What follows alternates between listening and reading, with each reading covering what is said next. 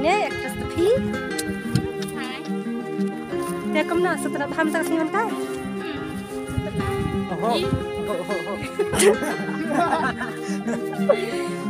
Ini ibu setelah dalam guys ini.